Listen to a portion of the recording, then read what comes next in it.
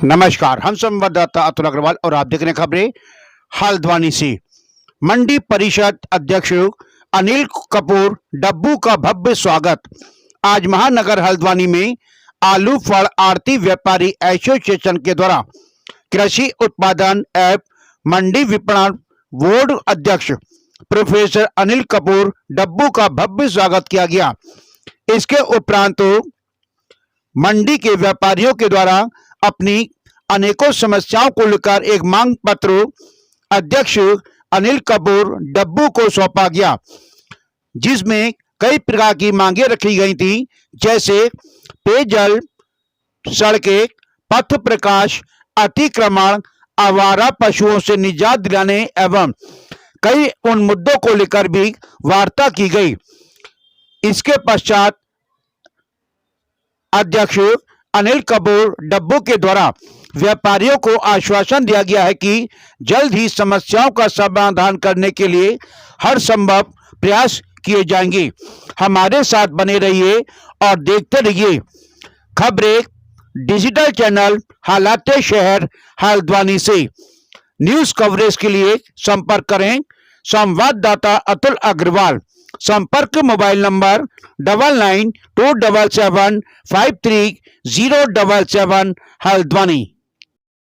देखिए, ऐसा है कि मुझे व्यापारियों द्वारा स्वागत किया गया। वास्तव में बहुत बड़ा उत्तरदायित्व मेरे ऊपर है और निश्चित रूप से मेरे पास पूरे प्रदेश की मंडियों का दायित्व है, लेकिन ये मेरा गृह क्षेत्र है।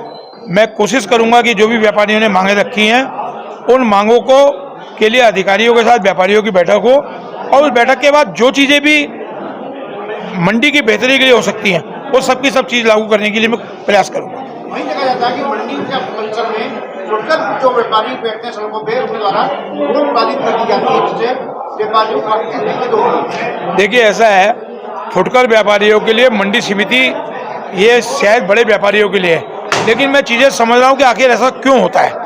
और निश्चित रूप से 1-2 दिन में मैं जल्दी कोशिश करूँगा कि यहाँ के व्यापारी संघ, क्योंकि मूल रूप से ये व्यापारियों के लिए एक स्थान है, ये ऐसा स्थान है जहाँ किसान मार्केट में जाकर एक जगह अपना सामान बेचता है, उसको सुविधा होती है।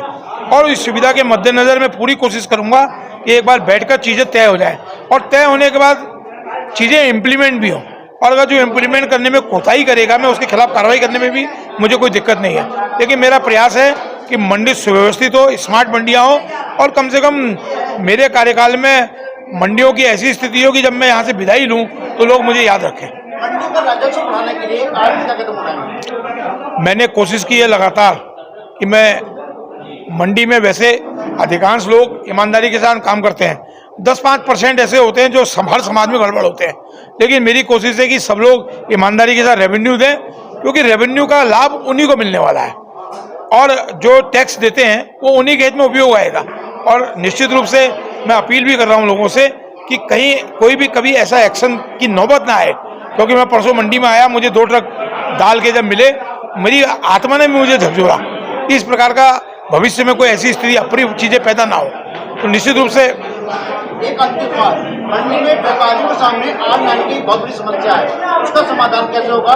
क्योंकि व्यापारियों का नया कंप्यूटर नहीं है और पूरा जो एक सिस्टम है अपडेट नहीं है। देखिए, ऐसा है कि अभी मेरी अपने एमडी से बात हुई थी और शायद ये कंप्यूटराइजेशन कर रहे हैं और जिन गेटों में नहीं है, जैसे मैं इस गेट पर आया, यहाँ कंप्यूटर नहीं है जैसा मुझे जानकारी मिला। अब वो क्या करते हैं, कागज में नोट कर लेते हैं, फिर व्यापारियों से टैक्स वसूलते हैं।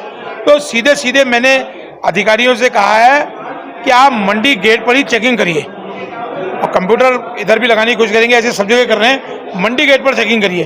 क्योंकि दुर्भाग्य से अभी तो दाल में बिना टैक्स के आ गई, कल कोई अगर विस्फोटक सामग्री ले आया चुपचाप तो पता लगा अप्रिय वारदात हो जाएगी, सबके सब नप जाएंगे।